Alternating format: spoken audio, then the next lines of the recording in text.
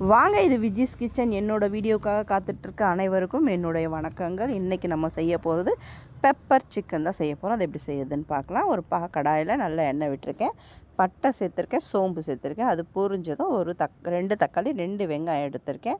நல்லா அதை கொஞ்சம் பொடிசாக கட் பண்ணி சேர்த்துக்கலாம். அது கூட கருவேப்பிலை, கொத்தமல்லி, புதினா 3மே எடுத்திருக்கேன்.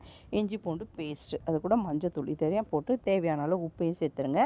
நல்லா போட்டு மிக்ஸ் பண்ணதுக்கப்புறம் நம்ம சுத்தம் பண்ணி வச்சுருக்க சிக்கனை இதில் சேர்க்கலாம். தண்ணி விட தேவையில்லை, சிக்கனில் இருக்க தண்ணியிலே இது வெந்துடும். கொஞ்சம் டைம் எடுக்கும், டைம் எடுத்து தான் செய்யணும். ஒரு 1/2 அன் ஹவர் கிட்ட ஆகுது செய்கிறதுக்கு. அதனால் இந்த மாதிரி போட்டு நல்லா கிளறி நம்ம ஒரு மூடியை போட்டு வச்சிடணும். ஒரு 20 நிமிஷம் கழித்து நம்ம திறந்தோம்னா இங்கே பாருங்கள், அதில் உள்ள தண்ணியிலே கறி நல்லா வெந்து சுண்டி வந்துருச்சு. இப்போ நம்ம பொடிச்சு வச்சுருக்க மிளகை சேர்த்துட்டு நல்லா மிக்ஸ் பண்ணி நல்லா ட்ரையாக எடுக்கணும். அது வரைக்கும் கொஞ்சம் வெயிட் பண்ணணும். காரத்துக்கு ஏற்ற மாதிரி தான் நான் மிளகு போட்டிருக்கேன். நான் கொஞ்சம் கம்மியாக தான் போட்டிருக்கேன். தேவைன்னா கூட அப்புறம் போட்டு சாப்பிட்டுக்கலாம். ரொம்ப காரம் போட்டோம்னா சாப்பிட முடியாது. அதனால் பெப்பர் சிக்கன் சூப்பராக வரும்.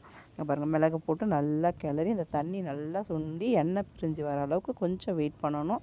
இந்த பாருங்கள், தனியாக எண்ணெய் தனியாகிற மாதிரி அழகாக பிரிஞ்சு வந்துருச்சு பாருங்கள்.